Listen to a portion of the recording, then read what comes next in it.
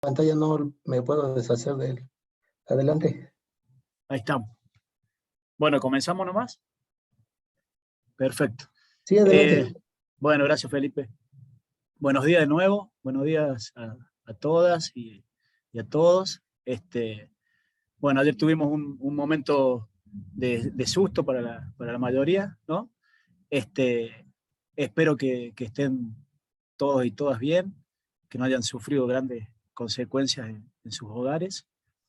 Deberíamos ser 28 en total, así que faltan 5 participantes.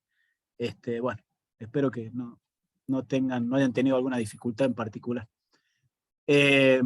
Bueno, le voy a ir comentando la idea de hoy, teniendo en cuenta esta situación de que estamos de nuevo recluidos bueno, otra vez por fuerzas naturales y sociales que siguen después de estos eventos. Hola Soraya, buen día.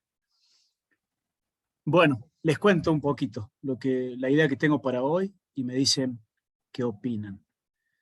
A ver.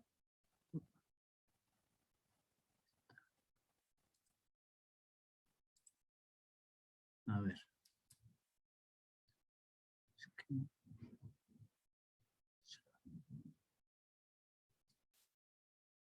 Bien. Ahí están viendo mi pantalla, ¿verdad? ¿Sí? Sí. Sí, Bueno. se ve. Bueno, perfecto, gracias. Bien. Vamos a aumentar esto. Bueno, antes de empezar con la clase de hoy y comentarles la idea que tengo para que trabajemos, ¿ha quedado alguna duda o una consulta o un comentario que en este tiempito que no nos vimos haya surgido? Cualquiera que quiera agregar algo o preguntar sobre lo que vimos la clase pasada, ¿no?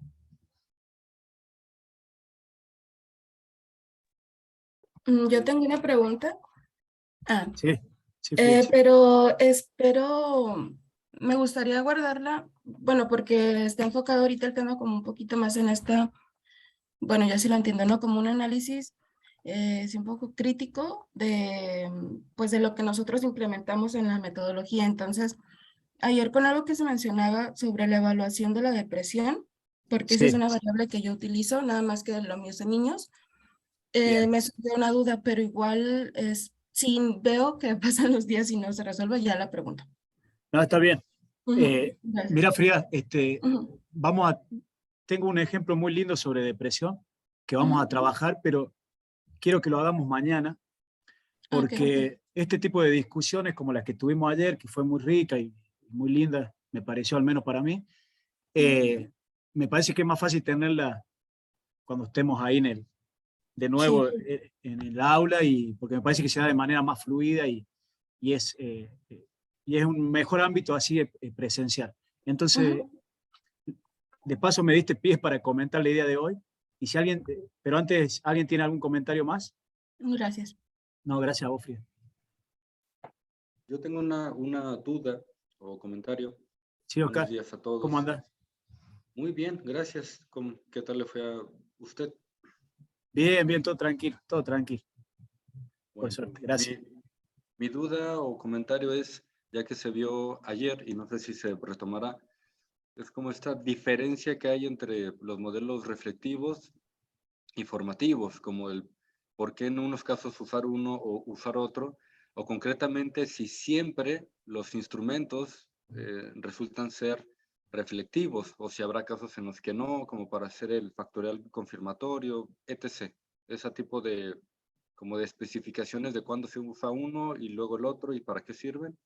No sé si se va a explicar después, pero igual quería comentarlo. Gracias, Oscar. Bueno, esto está grabado, así que mañana vamos a retomar también con eso, Oscar, por el mismo motivo. Creo que da como para discutirlo un poco. De hecho, ayer nos quedamos como bastante cortos en el sentido, ustedes vieron al final la cantidad de filminas que faltaban. Entonces, vamos a trabajar sobre eso, pero me sirve lo que decís porque entonces me detendré mañana y nos detendremos mañana un poco a ver bien por qué decidimos usar uno u otro, ¿no? Ahora bien, lo que sí quiero que les quede como claro, que lo vamos a plantear como una pregunta para que quede abierta. ¿Por qué, Oscar? Porque en realidad mi especialización lamentablemente está muy restringida a los modelos reflectivos, ¿sí? Recién últimamente he empezado a ver que los modelos formativos tienen mucha utilidad. Entonces es una limitación mía de no poder meterme de lleno a lo que son los modelos formativos y su forma de estimación, porque tiene una complicación extra que ayer hablamos, que es que no se pueden estimar por sí solos como un factor latente que influye a sus indicadores, porque en este caso, como la especificación es distinta, necesita sí o sí incorporar una variable criterio. Entonces, bueno, eso. Pero sí me sirve igual para profundizar en las diferencias, porque las habíamos pasado un poco por alto. Pero bueno, sabiendo que nos vamos a centrar en los modelos reflectivos, y queda como digamos, una inquietud ahí para todos, no solamente cuándo usarlos precisamente a los formativos, sino cómo integrarlo también a modelos complejos en donde, de hecho, vos podés plantear un modelo de ecuaciones estructurales con variables formativas y variables que tienen un carácter de modelo de medida reflectivo. ¿Sí? Excelente, muchísimas gracias. No, a buscar. ¿Alguien más que quiera comentar o preguntar algo? Bueno, buenísimo. Entonces, Oscar y Frida me dieron pie para contarles la idea de hoy. Recuerden que habíamos planteado, o les dije que la idea que yo pensé para este curso era ir pasando sobre 3 ejes. Uno que me parecía principal, a ver si puedo anotar. Ahí está. El de repensar la práctica, ¿sí? Que acá nos faltó bastante por discutir, y esto es lo que les digo, que me parece mejor hacerlo de manera presencial para hacer más rico y más dinámica la interacción, como fue el día de ayer. Entonces vamos a esperar, porque espero que mañana podamos estar de nuevo frente a frente, y bueno, si no, ya nos acomodaremos. Pero la idea es que mañana retomemos esto y vamos a retomar esta discusión, por ejemplo, con una medida de depresión muy usada, que es no solo con el BDI, sino con varias de los inventarios que se usan para depresión. Vamos a tomarlo como para seguir discutiendo sobre los usos y las prácticas. Y también vamos a hacer un pequeño repaso previo, donde vamos a volver a hablar de las diferencias entre el modelo reflectivo, el modelo formativo, y hablar un poco más de esas diferencias, ¿sí? Y volver a enfatizar que nos vamos a centrar en el modelo reflectivo. Entonces, como no estamos de manera presencial, me voy a saltear ese paso de acá, que íbamos a continuar hoy, y la idea mía que tengo, si les parece bien, es que empecemos a trabajar con los programas y a practicar cómo especificar tanto en M+ como en R los modelos de ecuaciones estructurales, teniendo este marco desde un abordaje de modelos reflectivos. Y la idea es esa, es hacerle una breve presentación de cómo usar estos recursos, ¿sí? Principalmente en R, y a partir de allí, una vez que les muestre cómo funcionan estos programas, que puedan ustedes en lo que queda del resto de tiempo, que seguramente va a ser la gran parte, es probar, ¿sí? Con el programa, y probar los análisis con las bases de datos. En el Slack, no sé si han podido ver, yo les subí esta madrugada la base de datos con la que vamos a trabajar, y la sintaxis de los 2 ejercicios que vamos a hacer hoy, ¿sí? No hace falta que ahora abran el programa y vayan haciendo lo que yo voy haciendo. Me interesa nomás que presten atención, porque esto está grabado, así que ahora inmediatamente se los pasamos. Pero me interesa que presten atención, que intenten ver la lógica y ubicarse en R, particularmente en RStudio, que sigan los pasos que voy haciendo del ejercicio y que después, terminada mi parte expositiva, ustedes se pongan a practicar, ¿sí? Anoten las dudas, anoten las inquietudes, los problemas que tengan. Saben que tenemos el Slack para la parte de dudas y comentarios, pero en todo caso, mañana que vamos a seguir con la discusión más bien teórica o de definición, a la tarde recuerden que tenemos también un espacio para ir sacando dudas con respecto a esto del uso de las aplicaciones, ¿sí? Bien, entonces la sugerencia es que se acomoden y disfruten del show. Bueno, no sé si les parece bien que hagamos eso. ¿Están de acuerdo? Sí. Sí, Sí, de acuerdo, gracias. de acuerdo. Adelante, Sí, sí. está bien, gracias. Bueno, buenísimo. Muy bien. Ahora, bueno, simplemente tener esto siempre en la cabeza, ¿no? Que si bien yo les voy a mostrar una serie de pasos en los programas, como decíamos ayer, ¿no? En esto de programación se puede llegar a un mismo resultado con una infinidad de caminos distintos, ¿sí?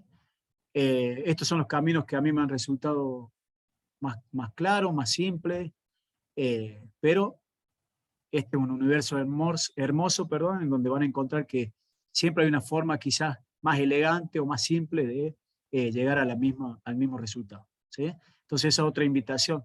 Yo les he compartido en el Slack un libro online en donde ustedes pueden ir haciendo un recorrido en el uso de RStudio y de estimación de modelos estadísticos con esa plataforma.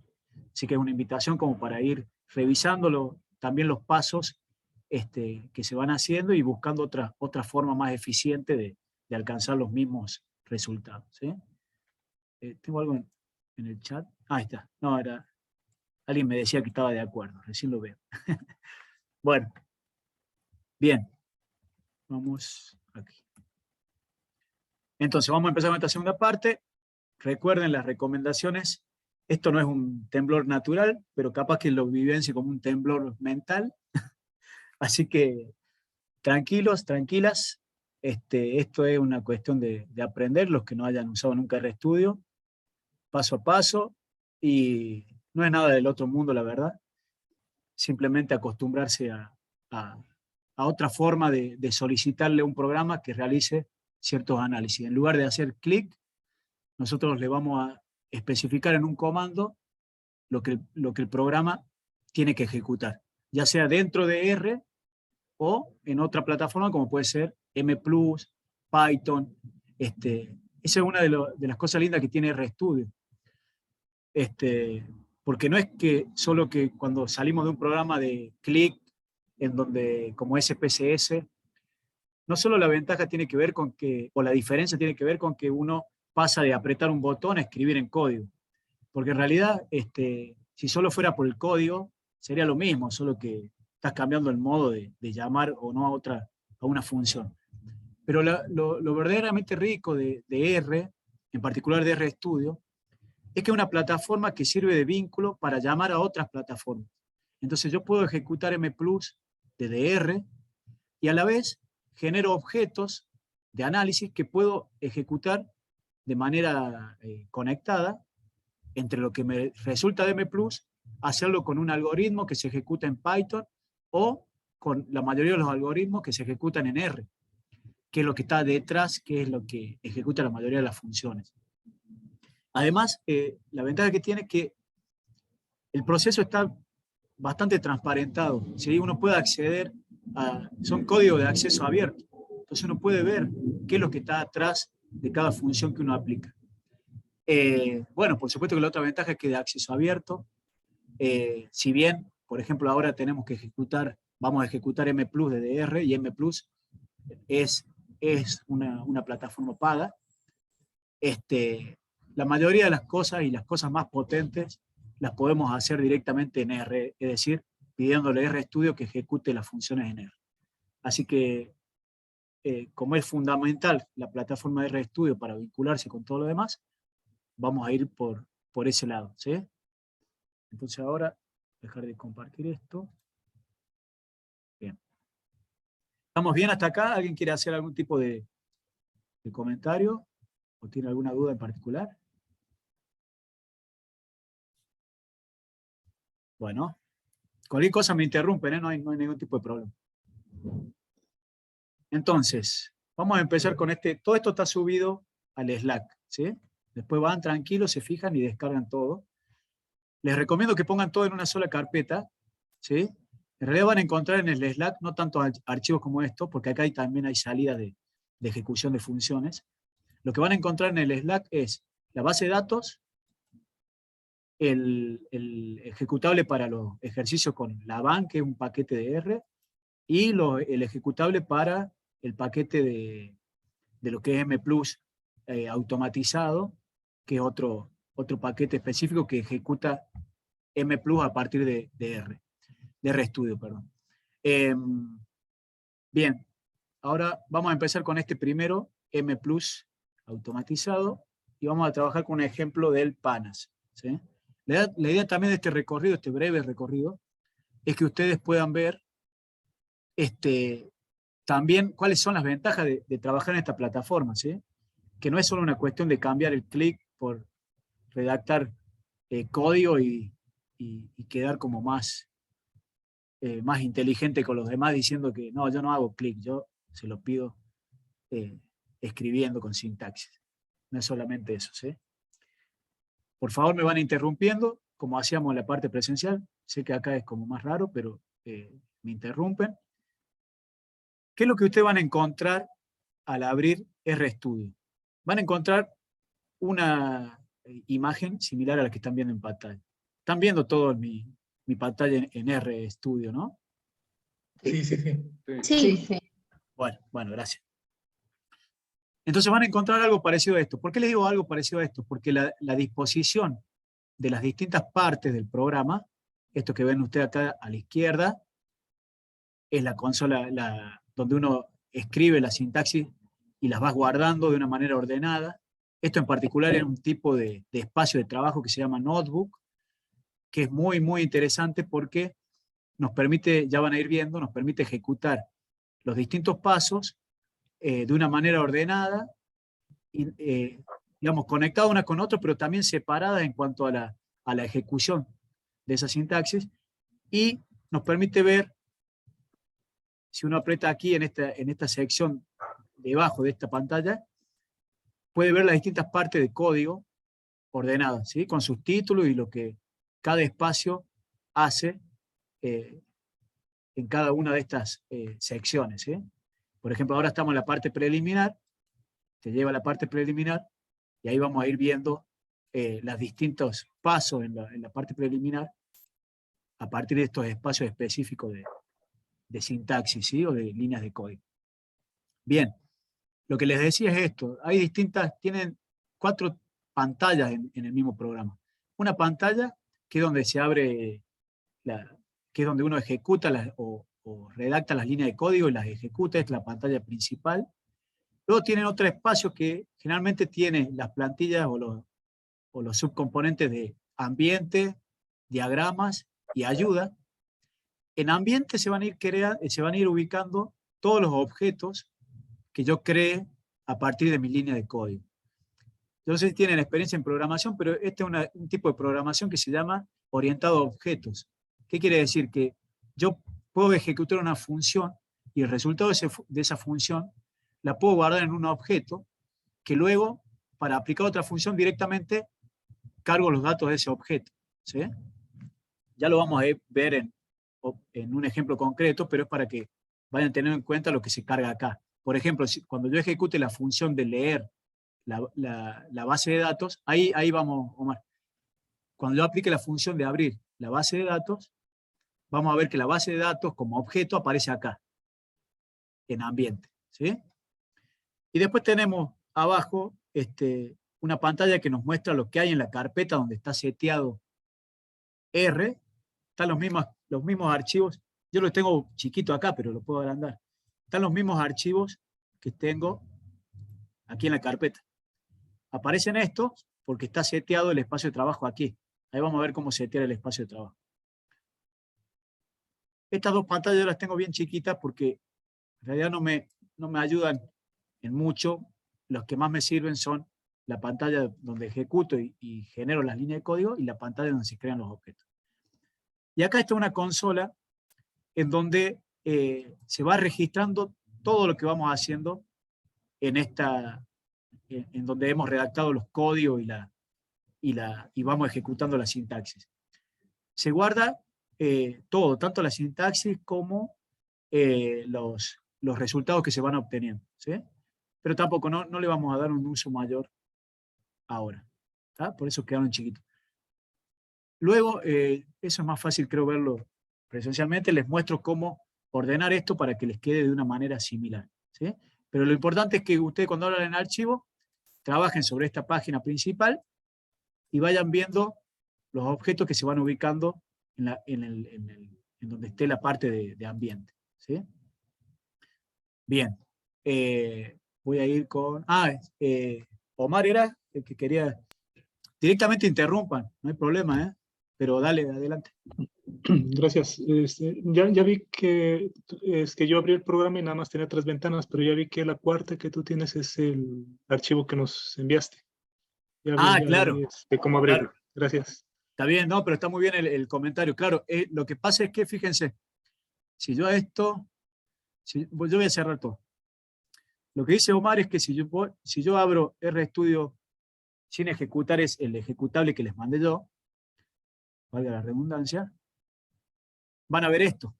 Es decir, van a ver 3 pantallas. ¿Por qué? Porque no le han dicho a R que ya tienen un archivo para trabajar y para generar la sintaxis y ejecutarla. Entonces, a ver, esperen que quiero correr esto de acá. Ahí está. Esto lo voy a poner acá. Entonces, si yo fuera a File, New File, y generar un RScript, que es un espacio de trabajo, es otra forma de escribir líneas de código y ejecutarlas, ¿sí? Así que acá se puede poner lo que quiera. Esto también sirve como una computadora. Si yo pongo 2 más 2 y lo ejecuto, no me sale aquí abajo porque no tiene el formato para salir ahí, pero sí me sale en la consola. Si ustedes ven abajo en la consola, sale la línea de código y te sale qué resultado aparece de esa primera línea de código. 4, ¿sí? Nosotros vamos a trabajar no con una espacio para sintaxis simple, sino que vamos a usar esto que les comentaba que se llama Notebook, ¿sí? Que es mucho más cómodo. Bueno, entonces volvamos al otro ejecutable. Cuando cierren el R, le va a preguntar si quieren guardar el documento, si quieren guardar lo que han trabajado en ambiente. La recomendación es, si producen cambios aquí, a ver, ahí vamos al otro. Volvamos acá.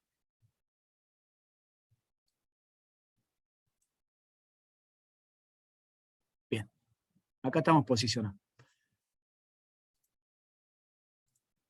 Si ustedes realizan cambios en esta parte que es la parte central donde ustedes tienen las líneas de código, la recomendación es que aprieten aquí en guardar, ¿sí? Y en todo caso, si la van a modificar mucho y quieren mantener este igual, vayan a File, guardar como, ¿sí?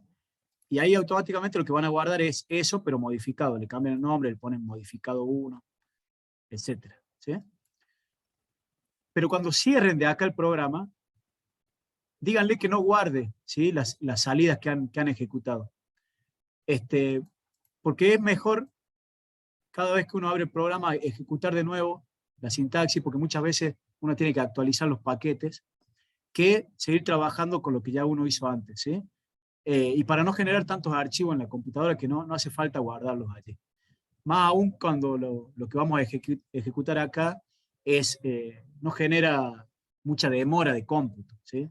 Por ahí cuando tenemos demora de cómputo muy grande, sí, por ahí conviene guardar los objetos ya creados para no tener que ejecutarlos cada vez que abrimos la computadora. Hay veces que las funciones demoran 5 o 10 minutos en ejecutarse. Sí, Oscar. Gracias. Un detalle mínimo, pero que me confundió un momentito, es que Sí, yo siempre he visto, y también lo tengo yo así, que en la consola donde salen los resultados suele estar abajo de la sintaxis, pero aquí veo que están al revés. sí, es una cuestión personal, Oscar, pero es como les resulte más cómodo y más intuitivo a ustedes. Es verdad, generalmente lo ponen abajo. Yo lo corrí por ser, me gusta ser diferente al resto. No, pero es una cuestión así personal. Bueno, gracias por el apoyo con la risa. Si no, parece que uno está solo, no sabe si se están agarrando la cabeza o qué. Sí, sí, Bueno, sí, es necesario que haya retroalimentación. gracias, Estamos Andrés. atentos, escuchándote. Bueno, Soraya, gracias, gracias. Bueno, vamos entonces.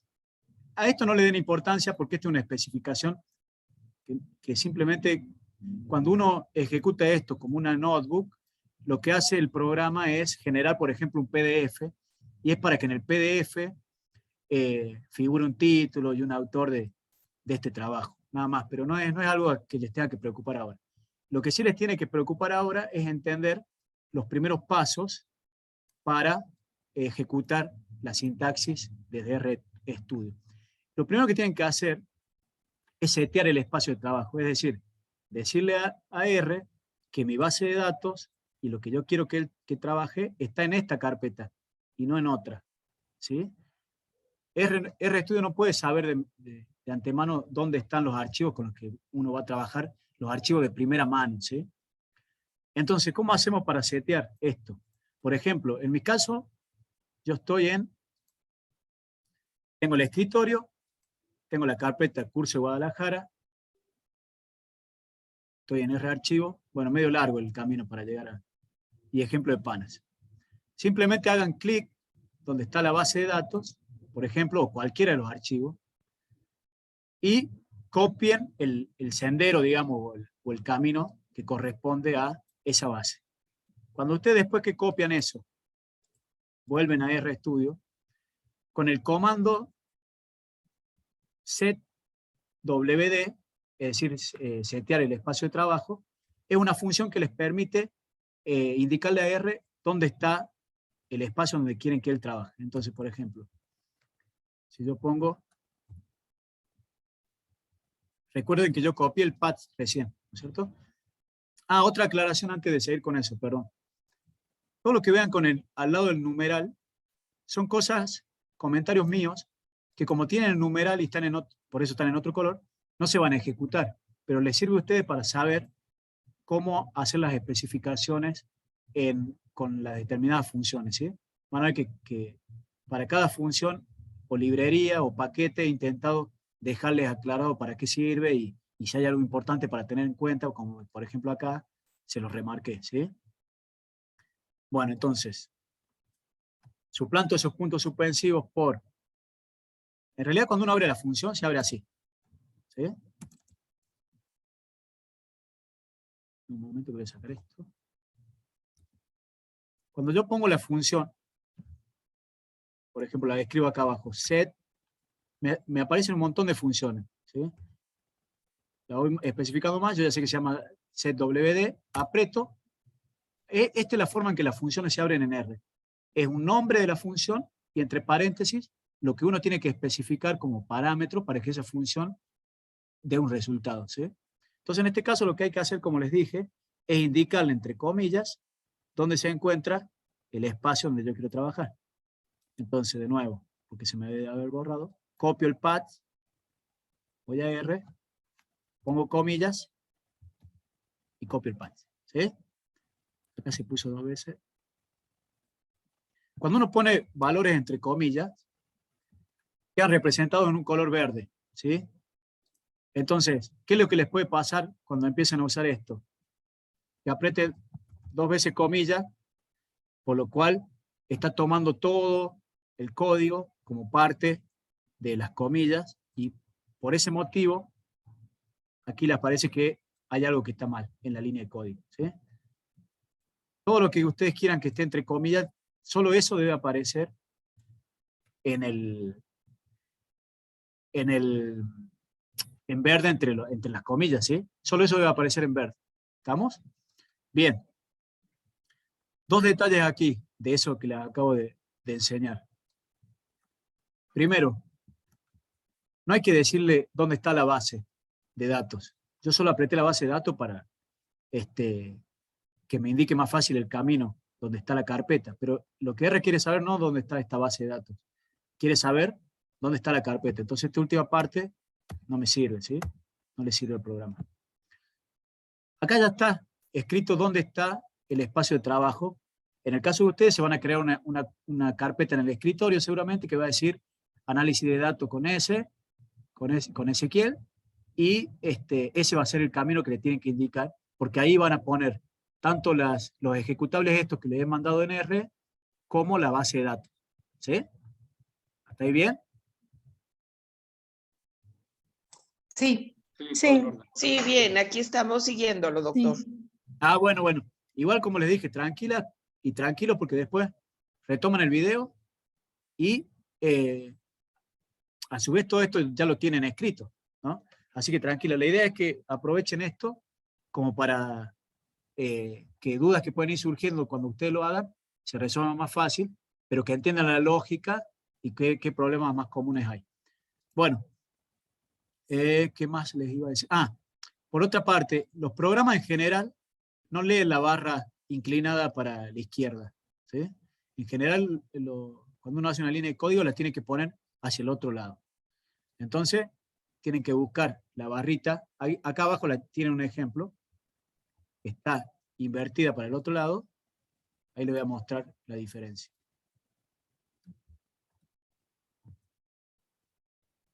Entonces, no tiene que quedar así. ¿Ah? Acá les voy a escribir. ¿Así? No. ¿Sí?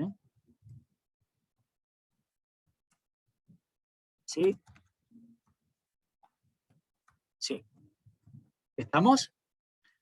Ok, sí. sí. ¿Sí? Entonces, Muy bien. una vez que yo ejecuto esto, ¿cómo puedo ejecutar esto? ¿Cómo se ejecuta? De dos formas. O aprieto aquí, ¿sí? Esta es una de las cosas cómodas que tiene a trabajar en un espacio de notebook. O aprieto el play, que el play, ¿qué hace? Ejecuta. Mande, mi amor. Me dijiste que has comprado bombones. Con los bombones. Dice bombón. Ahí Claudia quedó. Gracias, guapo. Bombones, Claudia.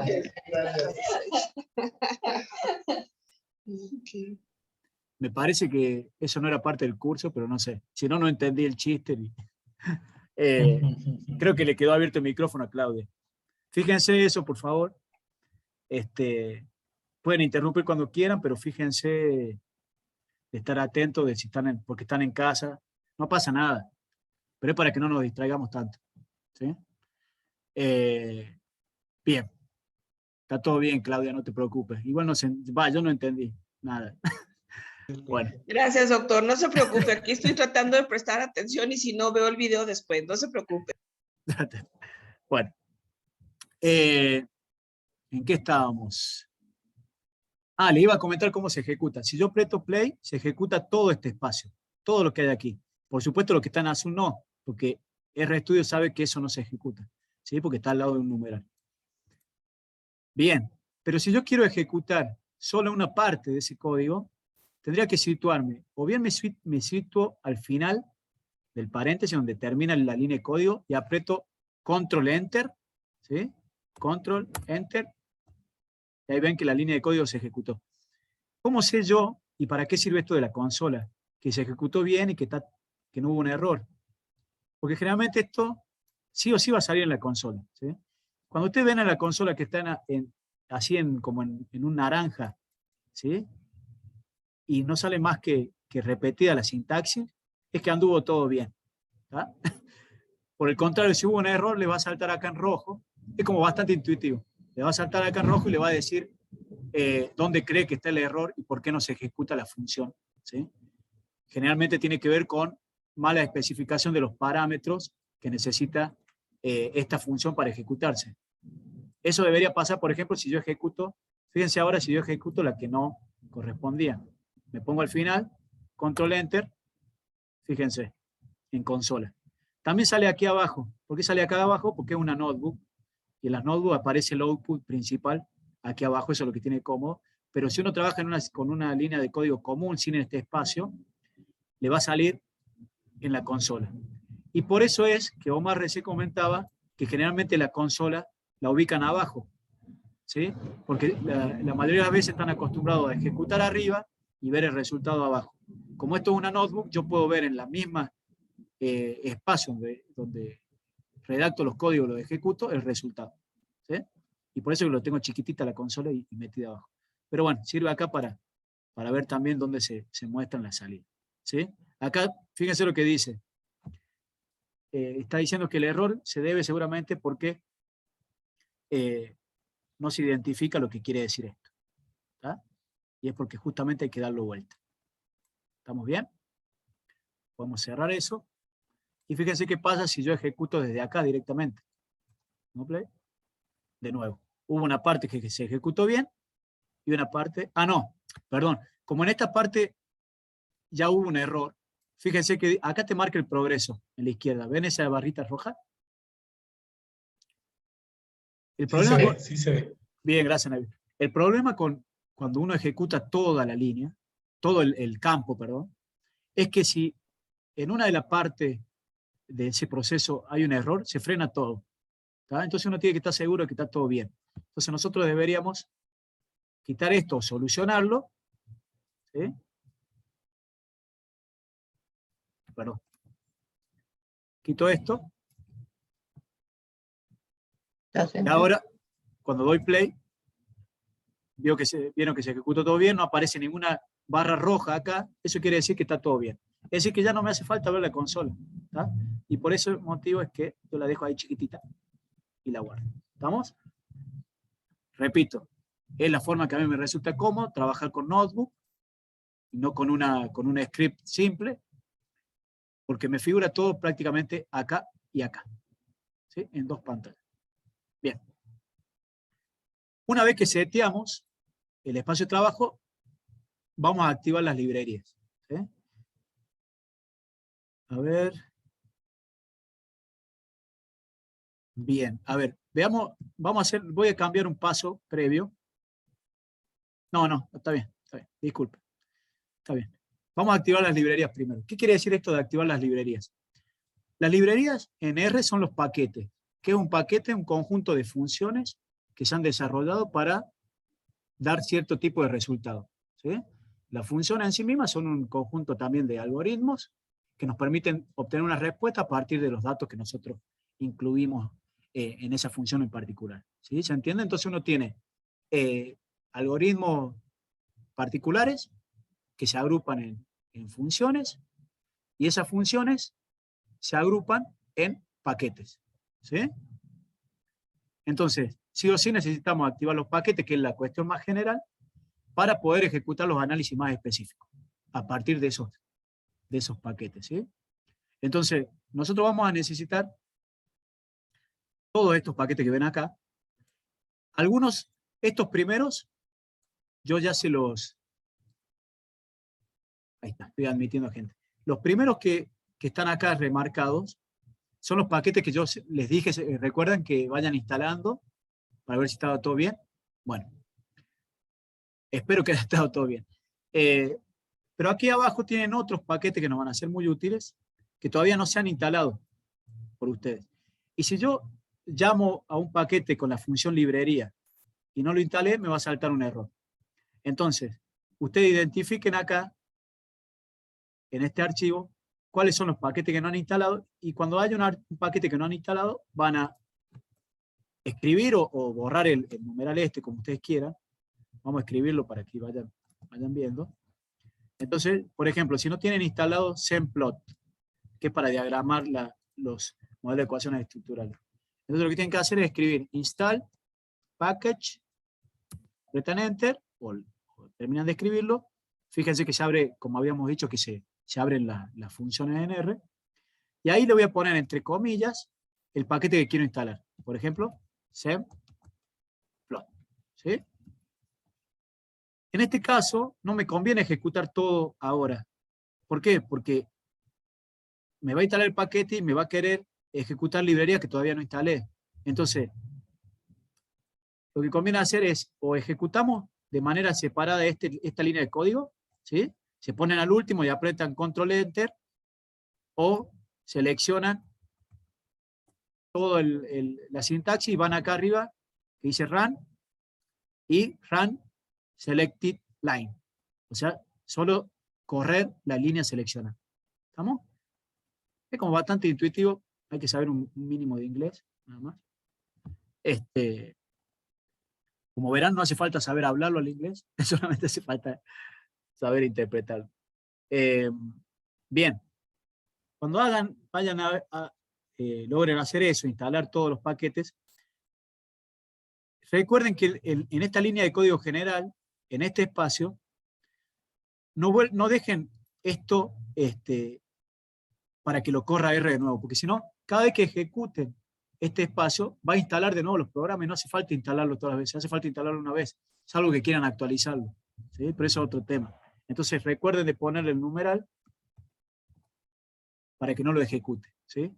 Y entonces así le deberían quedar los paquetes que quieren activar, y ya todo instalado, listo. Entonces lo que va a hacer este espacio de que yo voy a correr ahora es activar todos esos paquetes, ¿sí? Hay otra forma que lo vamos a ver quizá más adelante, en donde no me hace falta activarlos aquí, sino que yo lo puedo activar por función específica.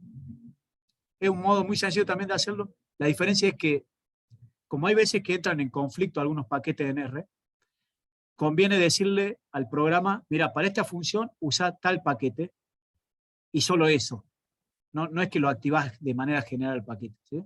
Es otra forma, se los comento, y seguramente lo vamos a estar viendo. Pero por ahora no tenemos problema porque ninguno de estos paquetes entra en conflicto. ¿Cómo nos damos cuenta si entra en conflicto? Porque sale un mensaje, no es que haya que ser muy inteligente ni nada, sale un mensaje en la consola o debajo de este espacio que dice que hay cierta incompatibilidad, por lo tanto ciertas funciones no están habilitadas, ¿sí? Pero es importante tenerlo en cuenta porque después uno quiere correr los análisis y dice, no está la función. Y vos decís, ¿cómo no está la función si yo abrir el paquete? Bueno, esas son las cosas que pueden pasar, ¿sí? Entonces yo voy a correr estas líneas de código. Está corriendo. Por ahora hay líneas verdes a la izquierda, así que buenísimo. Listo. Todo espectacular. No se asusten con estos mensajes que también no son en rojo, pero parece rojo, porque simplemente da algunos detalles de cómo citar los paquetes que hemos activado, en qué versión están, qué otros paquetes estos paquetes principales llaman para funcionar. Bueno, eso no hace falta tenerlo ahí presente, así que lo cerramos y ya está, ¿sí? Sí, Omar. Gracias, Ezequiel. Ahorita hiciste un comentario que también leí en la práctica que nos dejaste hacer con R. Bien. Sobre que solo instalemos una sola vez los paquetes. Es decir, es como una advertencia, pareciera, se sobreentiende que si lo vuelvo a instalar, instala 2 veces el mismo paquete, ¿eso no te da una advertencia el programa de que ya está instalado? No, porque en realidad, ¿sabes lo que pasa, Omar? No te da la advertencia porque los programas tienen distintas versiones, ¿sí? Lo que se hace en R generalmente es que los que diseñan estos programas, estos paquetes, lo van actualizando, corrigen errores que van alertando a los usuarios y es un desarrollo que no es final, no es como los paquetes en M+, o en R o en SPSS que ya está, vos tenés la versión 8.1 y esa versión es. Y si querés la que sigue después, cuando se corrijan las cosas, tenés que pagar de nuevo. Acá pasa lo mismo, pero no tenés que pagar. Lo que tenés que hacer es instalarlo de nuevo, ¿sí? Entonces, generalmente no pasa de un día para el otro. Por eso la advertencia de que no lo estés instalando tantas veces, porque en realidad estás consumiendo tiempo y recursos de la computadora que no te hace falta. Ahora bien, sí que hay que estar... ¿Cómo? Va guardando cada versión que vas instalando. Claro. ¿Qué es lo que pasa? ¿Por qué también la advertencia? Es porque en una versión X anterior, con los errores que no se habían corregido, o por no necesariamente errores, sino porque no hubo cambio de la lógica que se venía trabajando, en una versión posterior los análisis son levemente diferentes y los resultados son levemente diferentes. Entonces, uno tiene que saber si le interesa esta parte de que sean reproducibles los análisis y lo que uno lleva a cabo en la línea de código, es que cada paquete que se usa en un momento determinado es una versión X, que no necesariamente va a arrojar el mismo resultado en una versión posterior. Esto no es que queda oculto. Cuando hay un cambio grande, que no, por lo general no es así, se genera todo un documento que cuando uno vuelve a instalar el programa puede acceder a él, y generalmente hay una advertencia en donde dice, esta es una versión nueva que corrige los siguientes aspectos en la versión anterior, ¿tá? Que uno la puede leer, no hace falta que esté en R, la lee en internet, y después se fija si es conveniente instalarlo o no. Pero por eso la advertencia. A los fines prácticos, generalmente uno no tiene que tener una preocupación muy grande, por lo menos con los paquetes que vamos a usar. Pero sí hay que estar al tanto de las novedades, por ejemplo, porque en análisis factorial se darán cuenta, hay siempre novedades, todo el tiempo. Entonces, está bueno entrar de vez en cuando a la página del paquete. ¿Sí? Ustedes ponen esto en Google y le va a salir, por ejemplo, uno de los paquetes que vamos a usar que es muy importante, es la van. Y si ustedes ponen acá la van, ¿sí? R, generalmente les abre la página del proyecto, y ahí en la página del proyecto ustedes pueden ver de todo, tutoriales, recursos, las actualizaciones. La última actualización, por ejemplo, fue el 4 de julio, y está en la versión 0.6.12. ¿Sí? ¿Qué quiere decir que está en la versión 0.6? Generalmente, esto es una convención, ¿no? Cuando tiene el valor de 1 antes del punto, quiere decir que ya está en un estado bastante estable el programa. Este está todavía en una versión de 0. ¿Sí? Quiere decir que si bien avanzó en el desarrollo, todavía hay cuestiones que por desarrollar o por corregir para que sea un programa más estable. ¿Sí? ¿Estamos? Más estable en el sentido de que los análisis que se generan, ya sabe que se funcionan todos bien, que tiene una amplitud de análisis tal a la requerida en el campo, etc. ¿Sí? Oye, entonces, por ejemplo, si en algún programa que yo esté realizando, Sí. Utilizo, por ejemplo, esta Lavan. Sí. Y entonces hay una actualización y yo corro el programa sin darme cuenta que hubo una actualización. ¿Corre la versión anterior o me va a marcar Claro. un error? No, siempre va a correr la versión que vos instalaste. Es decir, la versión anterior. ¿Sí? O sea, no tengo que modificar nada. No, sigue no. corriendo. No. Es más, sería muy raro que ocurra de que es un resultado erróneo por la sintaxis del programa. Eso no. Lo que puede ocurrir es que salga un nuevo método que sea más versátil para tu tipo de datos. Y vos te lo estás perdiendo simplemente porque no te estás al tanto de que esta versión nueva lo puede aplicar. ¿Me entendés? Es más por eso, más que por lo anterior. Gracias. Bien. Gracias. Bueno, acá estuvo todo bien. Recuerden que activamos las librerías. Entonces ahora ya con las librerías activadas, ya puedo pasar a cargar la base de datos.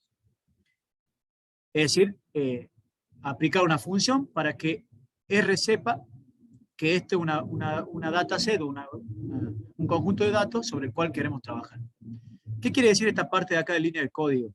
Que tiene una flecha hacia este nombre este texto que hemos indicado acá. Este texto refiere a un nombre arbitrario que yo pongo para nombrar al objeto, ¿sí? Es el nombre del objeto, en donde se va a guardar la salida de esta función. ¿Sí? Entonces, lo que yo le estoy diciendo es, la salida o el resultado de la función readSub, guardarla en el objeto dataset. Le podría haber puesto base de datos, lo que quiera. ¿Sí? Fíjense la diferencia. Si yo corro esta sintaxis, ¿sí? Sin guardarla en un objeto, lo que R va a hacer es aplicar la función, pero no me la va a guardar en ningún lado. Entonces yo puse read, la base de datos. Listo, ahí puedo ver que la leyó bien y me sale la resultante acá. El problema es que no tengo forma de trabajar con esta salida a menos que guarde todo esto en algún objeto. ¿Sí? Porque si no, lo único que dije es léelo. Bueno, ya lo leí. Ahí está. Bueno, ¿y ahora? Entonces hay que guardar un objeto porque si no, es la forma en que este tipo de lenguaje de programación permite trabajar esta base de datos, por ejemplo, con otras funciones, ya sea descriptivas y las que vamos a ver a continuación. ¿Está bien? Entonces, por eso es importante no olvidarse que si yo quiero la salida así por sí misma de la función, listo, me alcanza con ver el resultado, copiarlo y pegarlo en un Excel o en lo que yo quiera. Ahora bien, si yo quiero hacer trabajos posteriores con los resultantes de una función, sí o sí, esto tiene que estar guardado, o en la mayoría de los casos, en un objeto. ¿Por qué digo en la mayoría de los casos? Porque hay una forma, y ya la vamos a ver, de concatenar funciones, una a través de la otra, en donde puedo tener un resultado mucho más complejo que esto, sin necesidad de crear objetos. ¿Sí? Ya lo vamos a ver. Pero por ahora, quédense con esa noción. ¿Estamos? Entonces, ¿cuál es el parámetro que le tengo que poner a la función read_sub? Es simplemente, entre paréntesis, el nombre y la extensión de mi base de datos. Que si van a la carpeta en donde ya está trabajando R, hacen un clic y pueden copiar el nombre tal como está, copian y lo pegan ahí entre comillas. ¿Está bien? ¿Sí? Miquel, Sí, Felipe. Cuando tengo una base de datos muy grande, Sí. después de que yo le digo que lea el archivo, ¿cómo puedo comprobar que efectivamente está leyendo correctamente todo el archivo? Digo, cuando tengo poquitos números, pues lo No, paso. sí, totalmente. Leo, Fíjate que pero acá, ¿cómo compruebo que lo lee correctamente? bien, Felipe, está buenísima la pregunta. Fíjate que acá ya tenés un dato que te sirve, que es, y eso que dice Felipe está muy bien, porque en realidad uno tiene que ir comprobando los pasos. Porque si no va comprobando que está todo bien, después cuando hago los análisis, o van a saltar errores y no vamos a saber por qué, o va a dar cualquier cosa porque en realidad están leyendo los datos mal. ¿Sí? Entonces, eso está muy bien, Felipe. Cuando vos, por ejemplo, usás la función sin guardarla en un objeto, como hicimos recién, viste que obtuvimos esta parte de acá abajo. ¿Sí? Fíjate que la última parte te dice, te estoy mostrando una de 5.000 filas. ¿Sí? Una a 10, perdón, las primeras 10 filas de 5.000 filas que hay. Y las primeras 8 filas de las 37 columnas que hay. ¿Sí? Entonces vos ahí ya podés ver si eso efectivamente se corresponde a la base de datos que vos tenías para cargar. ¿Se entiende? ¿Sí? Sí, gracias. Igual, ya vamos a ver en los descriptivos cómo hacer para verlo también con medidas resumidas. ¿Está bien? Bueno, entonces, esto lo cierro porque ya no me sirve. Voy a ejecutar esta parte para que cree un objeto dataset. Fíjese lo que se ve acá a continuación, que acá también lo puedes ver. Se crea un objeto en ambiente, que lo guarda en ambiente, en donde te dice que hay casi 5.000 observaciones con 37 variables. Si yo hago clic acá, me va a abrir también la dataset completa. Por si la quiero visualizar de ese modo, hay un montón de formas de visualizarlo. De hecho, eso que apreté ahí, si ustedes van a consola, se traduce en una línea de código muy simple que es view dataset. Es decir, si yo pongo acá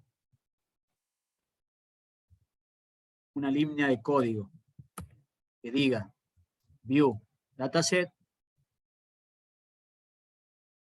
y vuelvo a correr la sintaxis de estas líneas de código, fíjense que ya no me hizo falta ir y hacer clic, directamente me lo abrió. ¿Sí? Entonces, tenemos la dataset cargada como un objeto y vemos que efectivamente están las variables que tendrían que estar: edad, sexo, tratamiento, las variables del PANA, interizado, afligido, disgustado. Recuerdan el PANA, ¿no? Son adjetivos o palabras para describir emociones a las que uno indica en qué intensidad, frecuencia o grado la ha experimentado. ¿Sí? Entonces, los valores de cada una de estas variables indican una escala tipo Likert de 1 a 5. Eso también es importante saberlo porque o chequearlo. Ya lo vamos a ver cómo chequear que estén bien los valores. Porque también tenemos que detectar si hubo un valor mal puesto, si hubo un input que estuvo mal, porque si hay un valor de 7, quiere decir que alguien tocó mal. Ya nos renegamos tanto con eso, las personas más jóvenes quizá digan qué está hablando este tipo, porque ahora sacamos todos los datos de un formulario de Google Form, ¿no? Pero, o sea, no es la única forma. Generalmente también, antes más que nada, uno usaba los cuestionarios impresos y después los pasaba a SPSS o a Excel, lo que fuese, mano a mano, y ahí había muchos errores de tipeo. Entonces, bueno, sirve para ver errores de tipeo, proporción de datos ausentes y demás. Pero bueno, este primer vistazo sirve para ver que por lo menos están las variables que necesitamos. ¿Sí? Bien. ¿Vamos bien hasta ahí? Sí, todo bien. Excelente. Sí, todo bien. Bueno, me alegro. Vamos a la parte de descriptivos. ¿Sí? Fíjense de nuevo, si yo estoy acá arriba de todo, no hace falta que esté bajando así uno por uno, porque para eso está la función de aquí abajo, que si yo hago clic y ya sé que vi los preliminares, me voy a descriptivos y me lleva directamente a la parte donde está descriptivo. No hace falta que esté revisando así uno por uno a ver cuál era. ¿Tá? Yo sé que está separado así. Bien. Por supuesto esto lo redacté yo. No lo van a encontrar así automáticamente. Pero bueno, lo pueden usar después de base para ordenar sus archivos distintos de esta manera. ¿Sí? Bien. ¿Qué aparece acá como tablas de descriptivo? Hay un montón de funciones desde ya básicas en R, sin instalar ningún paquete, hasta instalando paquetes, que nos permiten ir manipulando este objeto inicial, ¿sí?, de dataset, para ir sacando valores numéricos que son de interés para nosotros.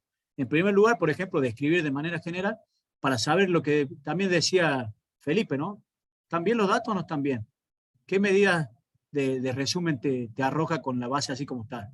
Y cuando veamos esa salida podemos decir, bueno, sí, parece que efectivamente está todo bien. Bueno, tenemos, como siempre, podemos aplicar la sintaxis sin crear un objeto y eso nos va a arrojar el resultado aquí y también en la consola. O creamos un objeto que luego lo podemos llamar o lo podemos visualizar con el view, con la función de view. Pero bueno, eso para que jueguen después ustedes y se fijen las diferencias de uno y otro, ¿sí? Pero acá lo vamos a aplicar así como está. La función, cuando uno aplica los corchetes con un determinado objeto, en este caso dataset, lo que está antes de la coma se refiere a las filas, ¿sí?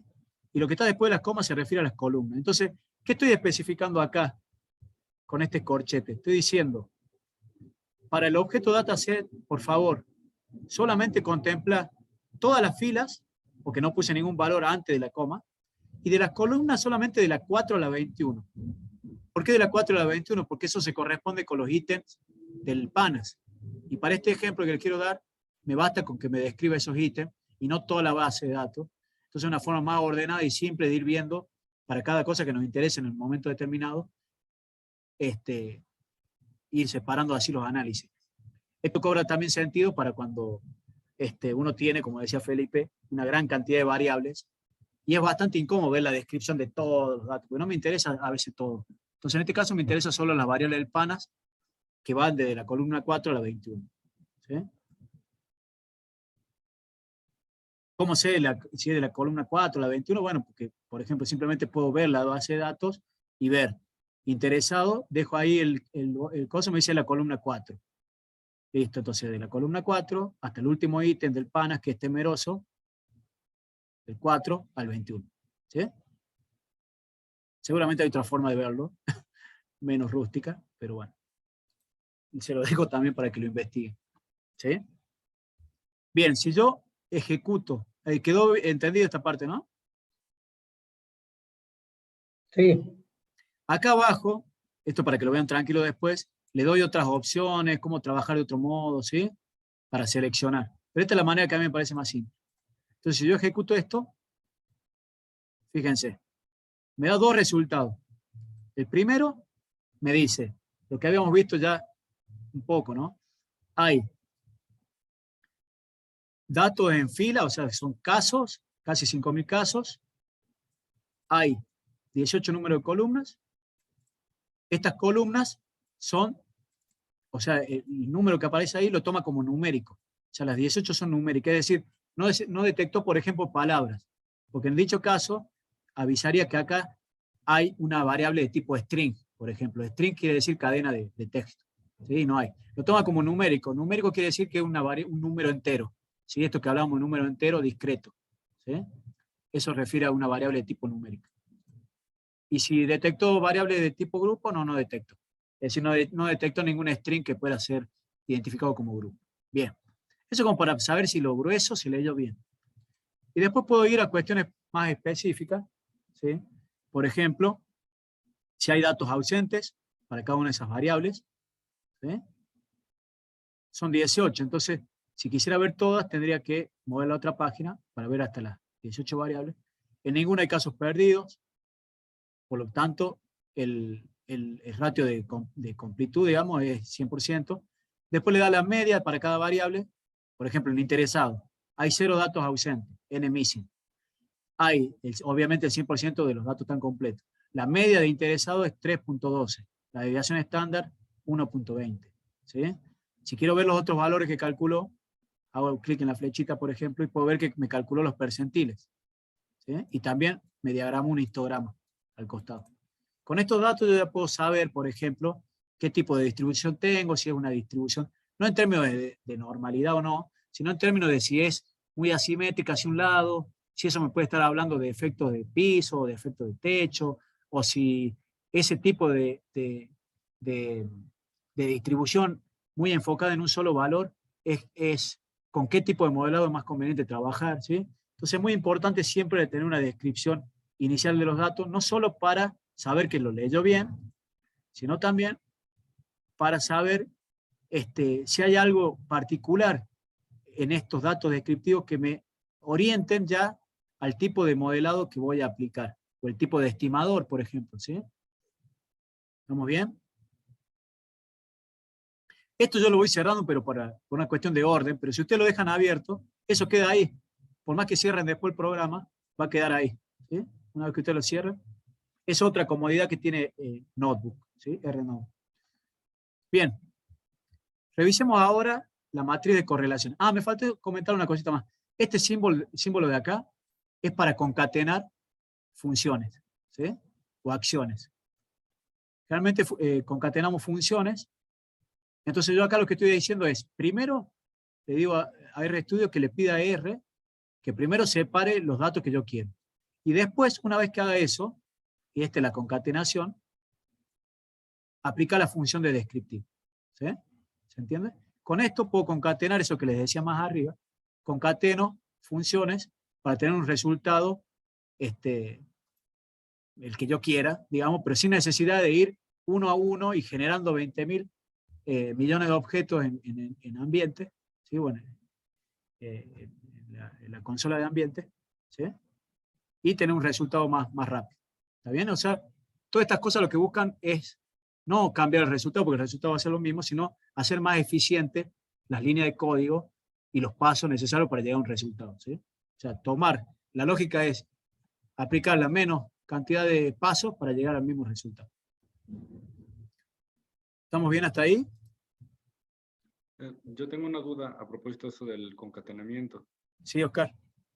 Por ejemplo, en lo que acabamos de hacer, si hubiera puesto únicamente la función que quedó arribita, el scheme, sí. Pudo haber puesto scheme y corchetes y tal cual está eso de espacio, coma, 4, 2.21 y hubiera dado solamente los descriptivos. Habría que ver. No sé si la función scheme lee esta parte, la interprete igual. Pero podríamos probar, ¿verdad?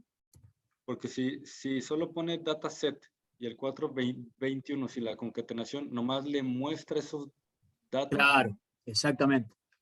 Si yo pusiera así, no creo que lo lea. ¿Ves? De hecho, ya te tiro un error. Porque en realidad la función no está hecha para leer los corchetes. Pero si te fijas acá abajo te puse otra forma de seleccionar, ¿sí? que quizás... No, pero sí o sí vas a necesitar el concatenamiento, porque la función scheme trabaja sobre un objeto con una serie de variables, sí o sí. Tiene que ser un dataset. Entonces, en esta primera parte vos le indicás el dataset. Ahora bien, si vos no quisieras recortar, ahí sí puedes poner, por ejemplo, scheme y pones dataset. Es decir, que te dé los descriptivos de todas las variables. Ahí sí, como no necesitas filtrar, entonces si vos apretas ejecutar esto solo, fíjate que ahora ya tenés otras cosas. Es decir, se suman datos, tenés ya 37 columnas, porque agregaste toda la base, la mayoría es numérica, pero ya tenés algunas que son de tipo character, o que también son palabras. ¿Sí? Ok. ¿Tá? Muy bien. Y acá está la Muchas variable, por gracias. ejemplo. No, no de nada. Esto sería... Ah, no, es la otra parte. No, nada, eso. Eso, después están los descriptivos. Bien. Gracias por los comentarios. Entonces, vamos a ver la matriz de correlación, que es otro dato descriptivo que es importante ver ahora, porque nos permite ir viendo, recuerden que nosotros para todos los modelos, ya sean formativos, ya sean reflectivos, lo que sea, trabajamos sobre matrices de varianza y de covarianza. ¿Sí? Por lo tanto, revisar de antemano cómo está esa matriz ya nos puede dar un indicio de las cosas que tenemos que tener en cuenta al modelar los datos. ¿Tá? Primero, veamos esta parte. Esta parte dice matriz de correlaciones. Bien, vamos por parte entonces. Dice, por favor, leer la dataset, pero solamente incluir las columnas 4 a 21. Eso ya lo vimos anteriormente. Luego de eso, y acá está la concatenación, aplica la función core, que la función core es una función de base de R, que justamente hace una matriz de correlación, calcula una matriz de correlación entre las variables que yo incluyo. ¿Sí? Y después digo, concatenalo a eso, redondeando a 2 decimales para que no sea muy largo la extensión de los números. ¿Sí? Esa es otra función básica de R. Ahora bien, supónganse que ustedes ven esto y dicen, si bien yo acá se los puse, función de correlación, puede agregar los métodos, por ejemplo, agregar método Kendall o Spearman, porque por defecto va a ser la correlación de Pearson. ¿Sí? Vamos a trabajar con la opción por defecto. Pero acá les dejo opciones para ver. Pero si ustedes quisieran verlo, no tuvieran esto, y digan, mira el S se olvidó ahí, no me puso, ¿para qué cuerno sirve esto? Entonces, van a hacer lo siguiente, que más arriba se lo había especificado. Ponen el signo de pregunta y escriben el nombre de la función. ¿Sí? Cuando ustedes aprieten Control, Enter sobre esa línea de código, los va a llevar a ayuda y ahí le va a decir cómo se usa, para qué se usa, qué argumentos tienen que tener en cuenta. ¿Sí? ¿Estamos? Eso por las dudas. Okay. Quieran profundizar también más. No solo porque si me olvidé de poner acá para qué sirve, sino si quieren profundizar más, qué tipo de, qué otro tipo de opciones le puedo poner o qué otro tipo de parámetros puedo especificar en la función para recibir un output o un resultado determinado. Por ejemplo, puedo especificar el método. ¿Sí? Si yo acá en la función pongo método igual a Kendall, en lugar de hacerme la función por defecto Pearson, me va a aplicar Kendall. ¿Sí? Bien. Vuelvo a ambiente, porque quiero tener una visión de los objetos de acá, pero recuerden que acá tienen ayuda, ambiente en una misma, generalmente en una misma pantalla. Bien. Vamos a volver las cosas como estaban.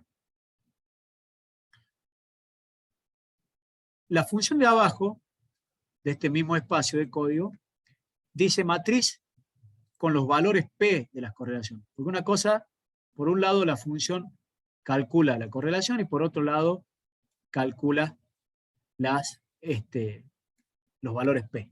¿Sí? Yo se los separé por si ustedes quieren ejecutarlo de manera separada y que no le aparezcan todos los valores tan de golpe, porque suele ser medio a la vista como que aparecen muchos valores y suele dar dolor de cabeza. Entonces, se los puse así simplemente para que lo ejecute por separado. Pero ¿cómo se podría hacer más eficiente esta función? Y yo podría poner directamente, lo podría redactar así. Para obtener las dos cosas al mismo tiempo y no repetir, yo podría poner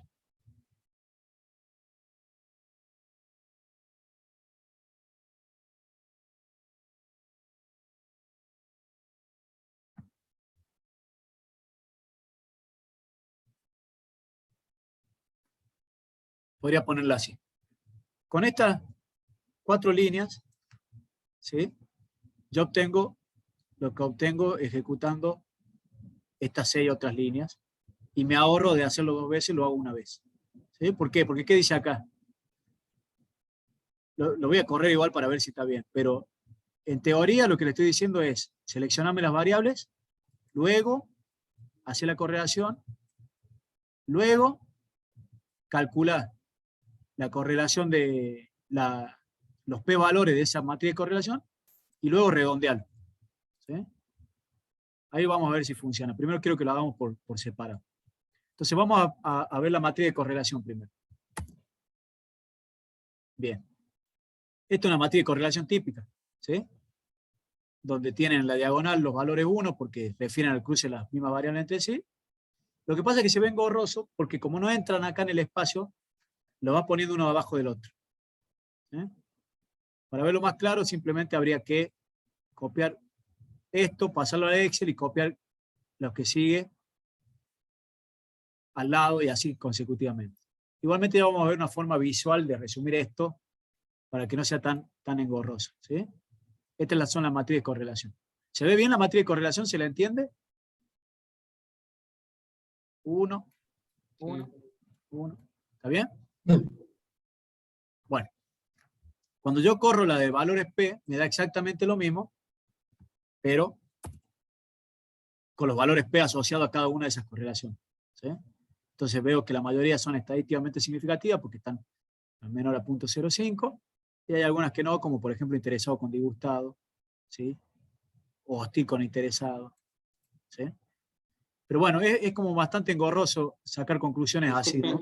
¿Cuál es la diferencia entre los que arroja con 0.00 y los que dicen 0? Como en No, ambos ninguna. libros? Está bien la pregunta, ninguna. Sino que los leyó acá les puso, es como un error en la lectura, pero no un error que te cambie el resultado, pero el 0 es 0, 0, 0. ¿Sí? Lo que pasa es que yo le puse acá que lo redondee. Si vos querés valor exacto, para no tenerte problemas y después te fijas bien, le quitas el redondeo, le quitas este conector, porque no hay nada más abajo, lo aplicas y mira la diferencia. Ahí está el valor exacto con notación científica. ¿Sí? Eso lo pones en Excel y lo traduce al valor exacto, que en algunos casos es .0000000 y te tirará el 1 por allá, en otros casos estará más cerca. ¿Está? Gracias.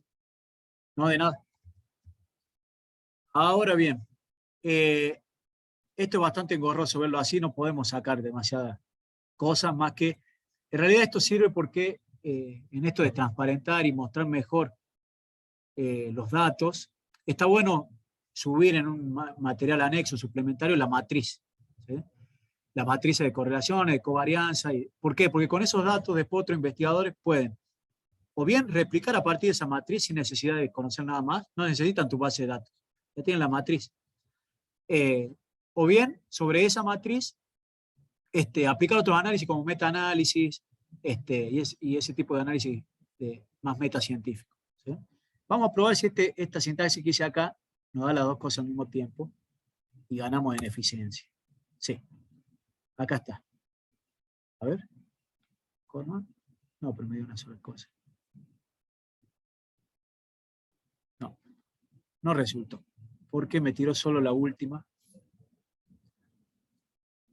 No, tendría que revisarla bien cómo hacer para unificar las dos cosas en un solo paso. Ahora no quiero perder tiempo en eso, pero no me salió la eficiencia que yo buscaba. ¿Estamos? Después, en todo caso, se lo puede revisar. Pero igual la idea acá es saber que, de nuevo, ahí siempre va a haber seguramente una línea de código más eficiente para obtener los mismos resultados. ¿Sí? Bueno, vamos a la parte de visualización. En la parte de visualización, ahí sí ya tengo que crear objetos. ¿Sí? Entonces, estas dos funciones que apliqué, una para la correlación y otra para la matriz de valores P, voy a crear objetos por separado, porque después esos objetos me van a permitir sobre ellos aplicar funciones de visualización. ¿Sí? Entonces, esta primera línea de código es igual a las que vimos, estas dos primeras son iguales. Lo único que se agrega es la sintaxis que determina el nombre del objeto y la flechita que determina qué es lo que va a incluir ese objeto. ¿Sí? Entonces hay un objeto de correlación, ¿sí? Que incluye los análisis que hicimos anteriormente, y hay un objeto de correlaciones y sus valores P, que es la matriz de valores P que corrimos anteriormente. ¿Se entiende? Entonces se van a crear dos objetos, correlación, o core y pcore. ¿Está bien? Sí. Bien, y después sobre eso yo aplico una función, que es la función GG core plot, que esa función está muy buena porque me permite trabajar con objetos tipo matrices y a partir de eso generar un gráfico, una visualización, como la que se suelen presentar en un artículo cuando uno presenta la matriz de correlación. Pero fíjense, porque después chusmeenla la función, porque tiene muchos parámetros que pueden cambiar y cambiar la visualización. Entonces vamos a correr esto y vamos a ver qué obtenemos. Bien, antes de ir para el gráfico, fíjense que me creó dos nuevos objetos, ¿sí? Que se corresponden a las matrices que habíamos obtenido antes. ¿Está bien? Ahora bien, ¿qué me creó la última función? Me visualizó estos datos. Fíjense que ahora es mucho más fácil, si yo lo voy a aumentar acá, es mucho más fácil ahora ver los patrones que antes se nos dificultaban cuando queríamos ver los números crudos. ¿Sí? Básicamente lo que yo le pedí es que me trabaje, bueno, obviamente va a trabajar en el intervalo de 1 a menos 1 porque la correlación va en ese intervalo, pero le pedí que me sustrajera los datos de arriba porque son iguales, son redundantes a los de abajo. Por lo tanto, solo me quedan las correlaciones entre las distintas variables. Le pedí que los valores no significativos me los marque con una X. Entonces fíjense qué clarito que queda, ¿no? Porque ya sé que la variable que menos se relaciona con las otras es la variable interesado. No con todas, ¿no? Por supuesto, solo con las, fíjense, es la que menos relación tiene con las variables negativas. Digo, intranquilo, nervioso, temeroso, ¿sí? Este tipo de patrón sería esperable si el modelo que mejor ajusta sería un modelo ortogonal, por ejemplo. Porque en un modelo ortogonal yo digo que las variables positivas no correlacionan con las negativas. Fíjense que eso es cierto, pero tiene sus limitaciones. Es relativamente cierto. Si bien hay una correlación nula con alguno de estos indicadores, como ven acá con los interesados, hay una correlación, aunque baja y negativa, con el resto de los indicadores, entre los indicadores positivos y los negativos. ¿Sí? Entonces fíjense que ya acá podemos ver un patrón que me habla de qué modelo pareciera que vaya a ajustar mejor a los datos. ¿Sí? Pareciera que un modelo oblicuo, por lo menos entre las variables latentes, debería ajustar mejor a un modelo ortogonal. Ahora bien, ¿qué más me dice? Las correlaciones con rojo son correlaciones positivas. Y fíjense que marcan dos clústeres bastante claros. ¿Sí? El clúster de las emociones positivas entre sí y el clúster de las emociones negativas entre sí. ¿Ah? No todas tienen una intensidad de relación igual. ¿Sí? Eso también vamos a ver cómo se expresa en el modelo. Ya podemos saber porque, por ejemplo, interesado no va a tener una carga muy fuerte en el factor de emocionalidad positiva. ¿Por qué? Y porque la misma matriz de correlación te muestra que tiene poca asociación con el resto de las variables. ¿Sí? Uno esperaría un color un poco más intenso para que estas variables todas tengan una carga fuerte en el factor correspondiente. ¿Sí? Y lo azul, de nuevo, es la intersección entre lo positivo y lo negativo, que, como es de esperarse, da una correlación negativa. ¿Sí? Aunque desde algunos marcos o teorías, esto supuestamente tendría que ser tan clarito o no estadísticamente significativo. ¿Sí? ¿Está bien? ¿Cómo fueron hasta ahí? Maestro, nomás una curiosidad. ¿Está usando una versión de Panas solamente con 17 ítems? Ah, sí, sí, Omar. ¿Por qué?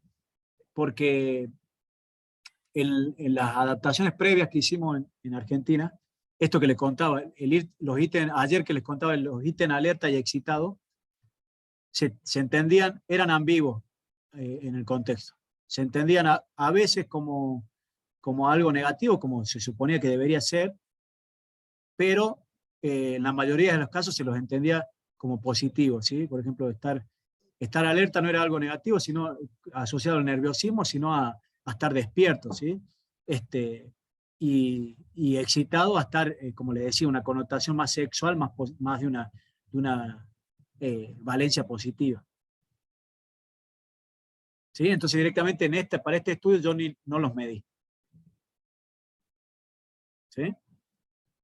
Muy bien, muchísimas gracias. Si después me da oportunidad y me puede dar una asesoría sobre el uso del PANAS, sería muy bueno. Sí, por supuesto, por supuesto. Ahí, mañana seguramente vamos a estar presencialmente y ahí va a ser más rico el intercambio, Omar. Así que después de la clase de mañana, hacemos como íbamos a hacer ayer, digamos. Íbamos a seguir con la asesoría. ¿Ah? Bueno, si quieren hacemos Una un última descanso. pregunta. Sí. En cuanto al modelo, decíamos que ese sería ortogonal, ¿verdad? Porque no están asociadas, o al menos aparentemente ahí no estaban tan asociadas las dos dimensiones de la escala. El modelo ortogonal, está bien la pregunta, Vanessa, pero en realidad el modelo ortogonal no te dice que son bajas las correlaciones, te dice que son 0. Esa es la cuestión. El modelo oblicuo te dice, en cambio, tiene mucha más chance de ajustar porque te dice, y quizás sean bajas, pero no van a ser 0. Okay. No necesariamente van a ser 0. ¿Sí? Eso es lo que te está mostrando acá. Que sí, mayoritariamente son bajas, algunas no tanto. Fíjate estas de acá. ¿Sí? Nervioso, asustado con Pero los existe la relación. Pero existe. Que sea baja no bien. quiere decir que no exista. Ahora bien, eso tiene implicancia práctica, digamos. O sea, están relacionadas de tal modo que valga la pena considerar esa relación. Y esa es una pregunta que no se responde estadísticamente. ¿Sí? Okay. Es una respuesta que se responde teóricamente. ¿Sí? Claro. Aquí nada más estás viendo si la correlación entre las variables es positiva o negativa, pero aquí no ves si son significativas. Eso lo tienes en la otra tabla. Sí lo ves, Felipe, porque en realidad... El color. Lo que no te marca con X quiere decir que son estadísticamente significativas. Perdón. No, yo no aclaré bien. Pensé que yo no había entendido que donde están todas las X, estaba partiendo la distribución así, lo de para acá sí es significativo y lo que no. No. Lo que está con X, esas no son significativas y todo lo demás sí. Exactamente. A punto 0.5 o punto 0.1 ya no importa. A punto 0.5. Pero vos le podés especificar todo eso. Es más, vos le podés especificar que te ponga el valor P también ahí en los cuadrantes. Le podés especificar bastante más cosas al gráfico. A mí me pareció como el más claro, porque vos ya ves, si ves una X, son las únicas que no son significativas. Todo lo demás lo es. Yo había entendido diferente, pero gracias por la aclaración. Entonces, está bien, interesado interesado y tranquilo, pues no, ni al caso, ¿cierto? Y 2 con orgulloso, ¿no? Irritable y hostil, y todo lo demás sí hay que interpretarlo, ¿no? Claro, vos tenés, por ejemplo, intranquilo, claro, con interesado, nervioso con interesado, es decir, básicamente la variable interesado es la que es más ortogonal con respecto a las variables negativas. ¿Sí? Fíjate que las que dan significativo con interesado en realidad son prácticamente 0, son nulas. Están en blanco. ¿Sí? La otra que parece tener un grado de ortogonalidad más grande es orgulloso, principalmente con lo que es irritable y hostil. ¿Sí? Y después las restantes, en lo que es, si te paras del lado negativo, hostil, parece ser la variable negativa más ortogonal con respecto a las positivas. Fíjate, tiene 2 no significativas y todas las restantes son prácticamente 0. Claro. ¿Sí? Entonces vos ya viendo esto de manera tranquila, vos ya podés ver, primero ya te podés hacer una idea. ¿Cuáles ítems van a cargar más? Si el modelo oblicuo va a ajustar mejor que el modelo ortogonal. También podrías ver también puedes ver que hay claramente dos clústeres, ¿sí? Positivo y negativo, y que la relación, bueno, entre ellos es negativa, es claramente negativa, pero aunque de baja o moderada magnitud. ¿Sí? Bien. Gracias. No, a ustedes. Si quieren, hacemos un descansito y ya pasamos al último repaso, que es ver cómo ejecutar M+ a través de R. ¿Sí? ¿Les parece? Ok. De acuerdo. Entonces voy a... De acuerdo. Buenísimo, buenísimo. Voy a frenarle el video para que no se haga tan largo. No sé cuánto quieren. ¿Hagamos un descanso de 5 minutos o no? Porque después ya...